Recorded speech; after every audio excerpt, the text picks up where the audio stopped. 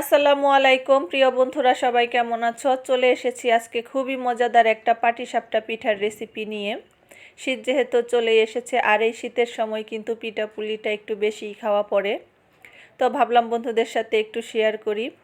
পাটিসাপটা পিঠা পছন্দ করে না এমন মানুষ হয়তো কমই আছে, আর পিঠা যেহেতু আমরা বাঙালি কম বেশি সবাই পছন্দ করি, তো আমার কাছে কিন্তু সব পিঠার থেকে পাটিসাপটা পিঠাটাই একটু বেশি ভালো লাগে।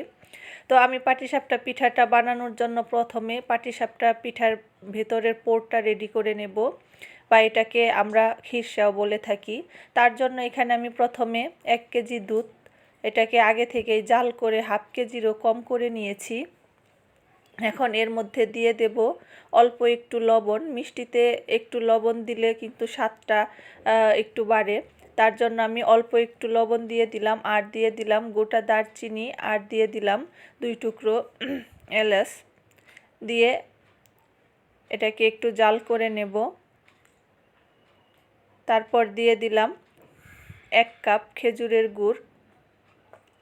তোমরা চাইলে এটা কিন্তু চিনি দিয়েও করতে পারো, কিন্তু খেজুরের গুড়টা দিয়ে করলে কিন্তু বেশি ভালো লাগে, গ্রানটা অনেক ভালো লাগে। দিয়ে আমি এর মধ্যে দিয়ে দিলাম গুঁড়া দুধ, দিয়ে এটাকে ভালো করে একেবারে শুকিয়ে খিরসাটা রেডি করে নিয়েছি।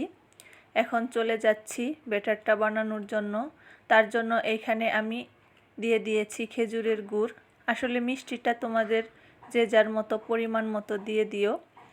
দিয়ে এখন এর মধ্যে আমি দিয়ে দেব অল্প 1 চিমটি লবণ, দিয়ে দিলাম 2 কাপ চাউলের গুঁড়া। এখানে 2 কাপ আতপ চাউলের গুঁড়া আছে, আর দিয়ে দিলাম এর মধ্যে হাফ কাপ ময়দা। ময়দাটা দিলে কিন্তু পিঠাটা একটু নরম থাকে, সফট থাকে, খেতে কিন্তু আরও বেশি ভালো লাগে। দিয়ে আমি গুড়টা আর চাউলটা ভালো করে হাত দিয়ে এরকম করে মিক্সড করে নিয়ে এর মধ্যে দিয়ে দেব গরম পানি।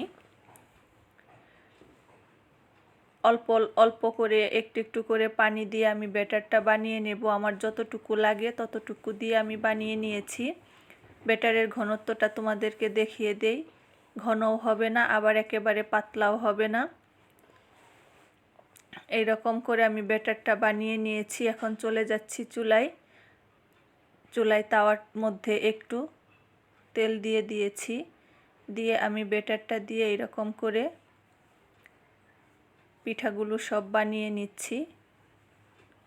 তো আমার একটা পিঠা রেডি হয়ে গেল। আমি আবার আরেকটা তোমাদেরকে দেখিয়ে দেই, খুবই সহজ একটা রেসিপি।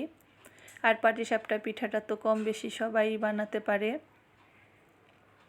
তো আবার আমি 1 চামচ ব্যাটার দিয়ে এরকম রুটির মতো করে ভিতরের পোরটা দিয়ে দিচ্ছি। তো এরকম করে আমি এক এক করে সব পিঠাগুলো বানিয়ে নেব।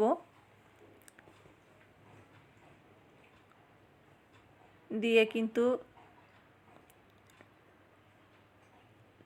10-12 সেকেন্ডের মধ্যেই কিন্তু পিঠাটা হয়ে যায়।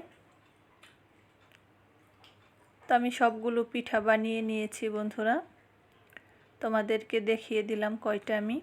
তো রেডি হয়ে গেল আমার পাটিসাপটা পিঠা। তো আমার রেসিপিটা তোমাদের কাছে কেমন লাগলো বন্ধুরা অবশ্যই কমেন্ট করে জানিও। ভালো লাগলে লাইক কমেন্ট শেয়ার করে দিও। আর আমার চ্যানেলে নতুন বন্ধু হয়ে থাকলে আমার চ্যানেলটি সাবস্ক্রাইব করে আমার পাশে থেকে আর একটা লাইক কিন্তু অবশ্যই দিয়ে দিও বন্ধুরা। কেমন হয়েছে অবশ্যই কমেন্ট করে জানিও। আচ্ছা, এই পর্যন্ত, আল্লাহ হাফেজ।